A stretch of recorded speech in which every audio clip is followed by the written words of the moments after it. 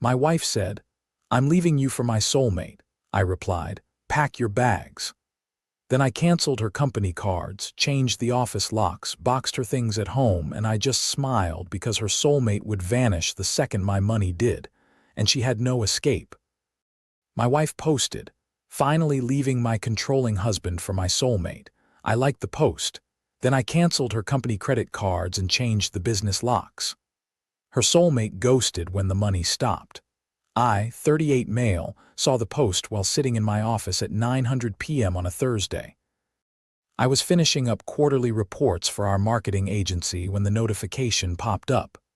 My wife, Astrid, 35, had just announced to all 800 of her followers that she was leaving me for her soulmate, Ronan.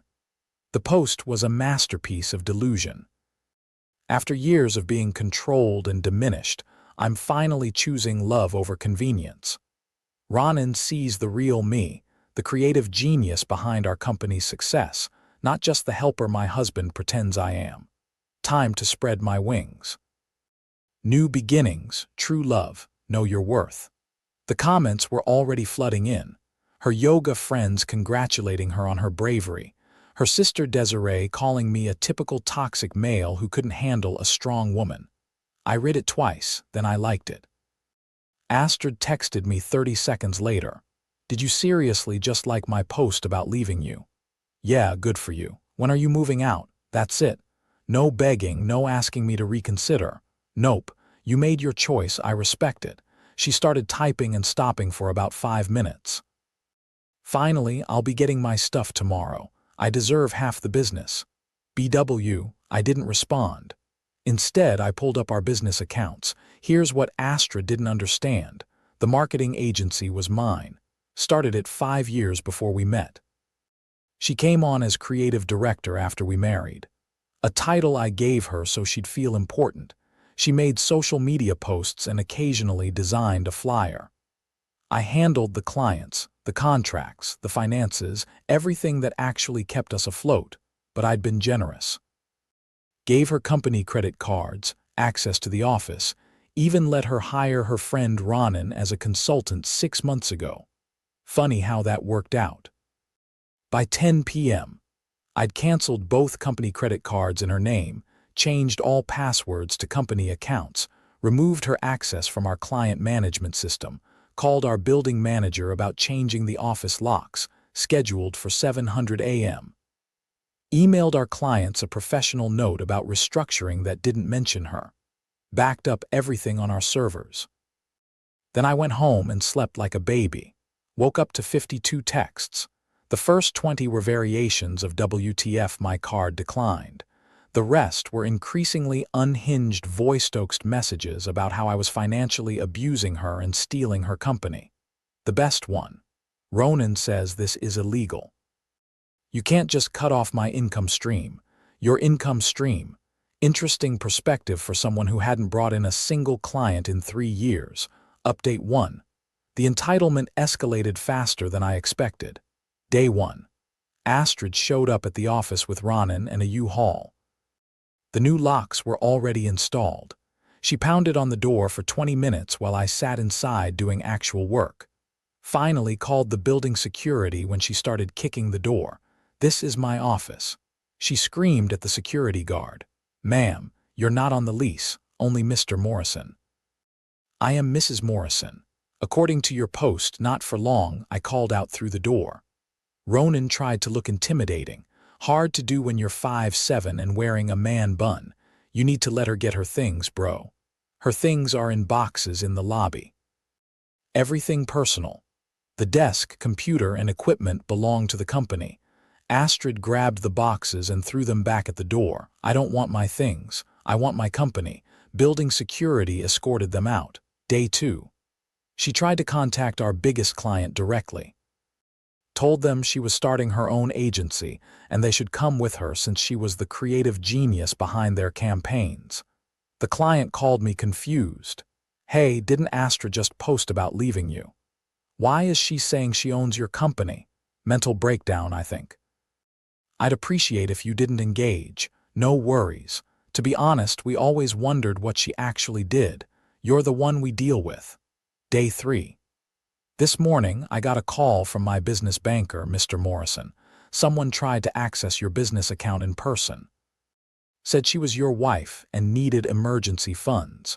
We didn't provide any information but thought you should know. Thanks for the heads up. Also, she tried to apply for a business loan using your company's EIN. We flagged it as potential fraud. This afternoon, Astrid sent me an itemized bill. I'm not kidding. She actually invoiced me for 3 years of creative direction, $450,000.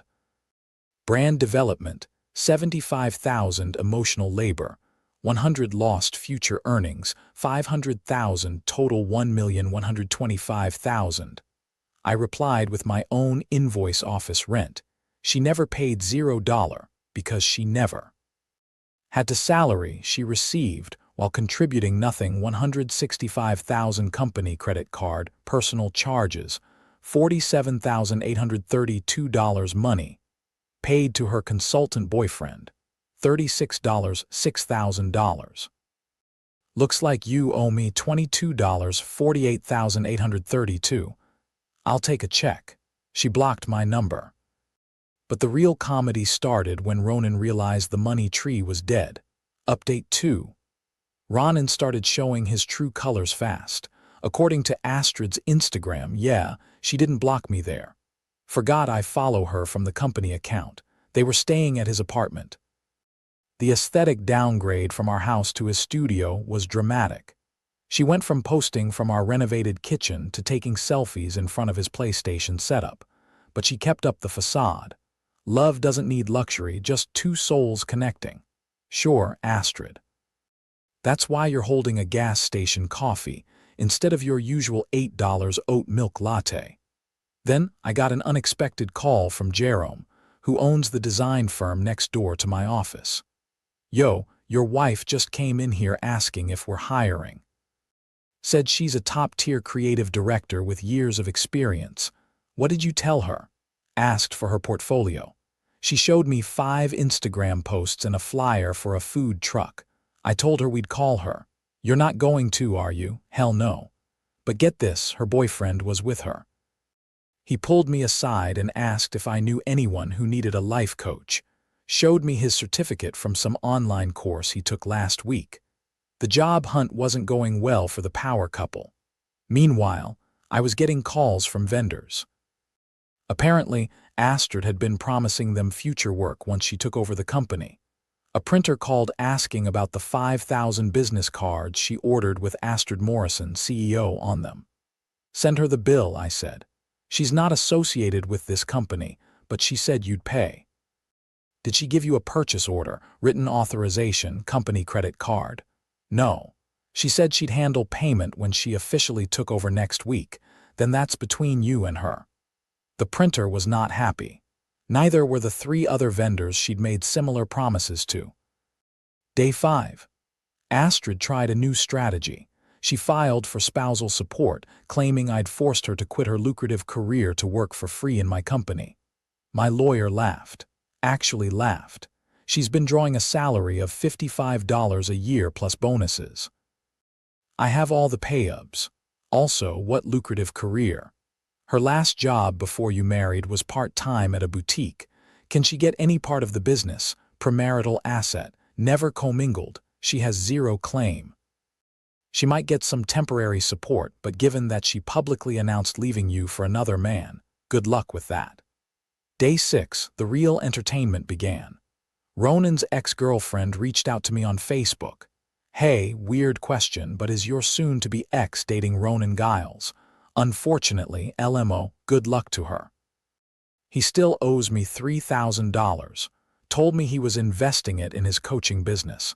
Spent it on festival tickets and weed. He only dates women with money. When I cut him off, he was gone in a week. How long did that take? About as long as it took me to realize his business ventures were just him talking about manifestation while playing video games all day.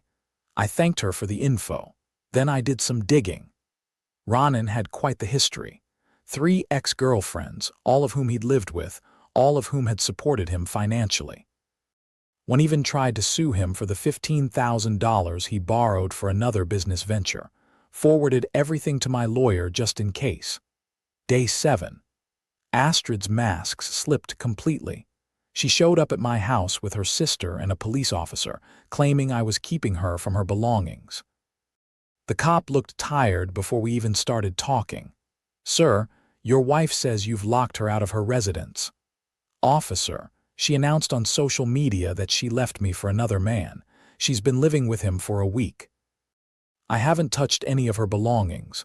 They're all in the bedroom ready to be collected." "He's lying," Astrid screeched. "He's hiding assets. There's cash in the safe." "What safe?" I asked, genuinely confused. "The one in the office." "You mean the filing cabinet with the client contracts?" The officer sighed. "Ma'am, are there items here that belong specifically to you? The whole house. I decorated it. I made it a home. But is your name on the deed?" Silence. "I let them in to get her clothes and personal items." Astrid tried to take the 65-inch TV. "That's mine," I said calmly. "We watched it together. I have the receipt from 2 years before we met." She moved to the kitchen appliances. "These are mine.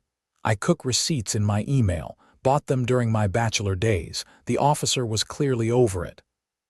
"Ma'am, take your clothes and personal effects. That's it." As they were leaving, Astrid grabbed my grandmother's china from the dining room display. "Those are family heirlooms," I said. "You never even used them, still not yours." She threw them at the wall, all of them. Shattered everywhere. The officer arrested her for destruction of property. Desire screamed that I was probably abusive and drove her to this. The cop just shook his head and put Astrid in the car. Update 3. Astrid got out on bail. Ronan didn't pay it. Her parents did. She immediately went back on social media with a new narrative. I was an abusive narcissist who trapped her in a financial prison. But here's where Ronan really showed his cards. I got a DM from someone named Tamara. She sent me screenshots of Ronan on Tinder. Tinder profile said, "Single entrepreneur looking for a queen who knows her worth." The dude was actively dating while living with Astrid. But it gets better. My buddy Diego works at the fancy restaurant where Ronan took his Tinder date. Recognized him from Astrid's Instagram. Bro, it was painful. He tried to pay with a credit card that got declined 3 times. The girl ended up paying. Then he asked her if she wanted to invest in his life coaching academy. Did she? She left before dessert. Meanwhile, Astrid was spinning out. She'd applied to 12 agencies. 0 callbacks. Turns out I help my ex-husband sometimes isn't a strong resume. She started a GoFundMe claiming I'd financially ruined her. It raised $45 from her mom. Then came the Monday morning surprise. I arrived at my office to find Astrid had set up a folding table in the building's lobby with a sign, Astrid Morrison Creative Consulting, the real talent behind Morrison Marketing. She was actually trying to poach my clients as they came in. Building security was already on it, but I let her stay for a bit. Watched her pitch to one of my clients who was coming for a meeting. "You know, I was the creative force, right?"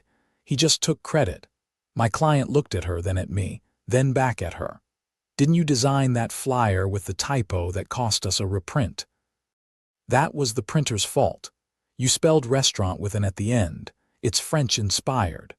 Security finally escorted her out when she started yelling that everyone was brainwashed by the patriarchy. That afternoon, I got a call from Ronan. First time he'd contacted me directly. "Hey man, we need to talk." "No, we don't. Look, Astrid's going through a tough time. Maybe you could help her out, like a severance package or something." "Why would I do that?" "Because you loved her once. Is this really about her? Or is this about your rent being due?" Long pause. She said she was getting half the business. She lied. She said she had savings. She lied. She said, "Ronan, my dude," she lied about everything. "You thought you were getting a sugar mama. You got a leech. Now you're both leeches." Poetic, really. He hung up. That night, Astrid posted a long rant about how men intimidate women out of business ownership. Tagged me, tagged my company, tagged several business journals. My lawyer sent her a cease and desist within an hour. Final update. The ending was more pathetic than dramatic. First, the legal stuff wrapped up quick. Astrid's destruction of property charge got pleaded down to a fine and community service. The divorce was straightforward. No kids, premarital business, clear evidence of adultery. She got 2 months of temporary support at $1,200. That's it. But the real ending came from Ronan's ex, the one who'd warned me. She sent me one last screenshot. Ronan had texted her. "Hey babe, been thinking about us, made some mistakes, wanna grab coffee, timestamp." 3 days after Astrid's spousal support got approved for only $1,200, she forwarded it to Astrid with, "Your soulmate's looking for his next meal ticket." Astrid called me crying at 200 a.m. actually crying. Not the performative tears from before, but actual sobbing. "He's been texting other women. I know." "You know, why didn't you tell me? Would you have believed me?" Silence. "He asked me to add him to my bank account, said it was for our future. Did you? I only have $3,000 left. Did you or didn't you?" "Yeah." "Then you have $0 left. Check your account." Frantic typing. Then a wail that probably woke her neighbors. "How did you know?" "Because that's what Ronan does. His ex told me everything." "You picked a con artist to leave me for. Congrats, can you?" "No, you didn't even let me ask. You were going to ask for money. The answer is no." "This is all your fault. If you hadn't cut me off, Astrid, you announced to the world that you were leaving me. You destroyed my grandmother's china. You tried to steal my business. You made your choices. I'll be homeless. Your parents have a house. Your sister has an apartment. You have options." Ronan changed the locks on his apartment. "That's between you two." She hung up. Posted another rant about narcissistic exes who enjoy watching women suffer. Deleted it an hour later when her mom commented, "Maybe come home and stop airing your drama online." The aftermath, Astrid moved back with her parents. Last I heard, she was working at her sister's essential oils MLM, posting about boss babe life to an increasingly smaller audience. Ronan disappeared. His Instagram went dark. Someone said he moved 2 states away to live with another woman he met online. She apparently owns a small business. Good luck to her. My business actually improved. Turns out some clients had been hesitant about Astrid's creative direction, but didn't want to offend me. Without her random pivots and typo-filled designs, we landed 3 new major accounts. I hired an actual creative director, someone with, experience and a portfolio. The difference is night and day. Jerome from next door and I grab beers sometimes. He loves telling the story about Astrid's 5 Instagram post portfolio. It's become legend in our building. My lawyer kept the cease and desist letter framed next to my divorce decree. Says it's his favorite case of the year, and yesterday something weird happened. I got a LinkedIn request from Astrid. Her profile says experienced creative visionary seeking new opportunities. Under experience, she listed CEO Morrison Marketing 2019-2024. I screenshot it, sent it to my lawyer. He replied with just laughing emojis. Then I reported the profile for false information and blocked her. Life's good now. Quiet, productive, drama-free. My business is thriving. I'm dating someone who actually has her own career. And I replaced grandmother's china with a nice new set that I actually use. To anyone dealing with an entitled ex who thinks they deserve half of something they didn't build, document everything. Don't engage with the drama. Let them spiral on their own. And remember, when someone shows you who they really are by leaving you for a soulmate they've been cheating with, believe them. Let them go. And definitely change those locks. Oh, and Astrid, since I know you still check my socials from fake accounts, Ronan's new girlfriend just posted from Cabo. Looks like he finally found his meal ticket. Wasn't you though, was.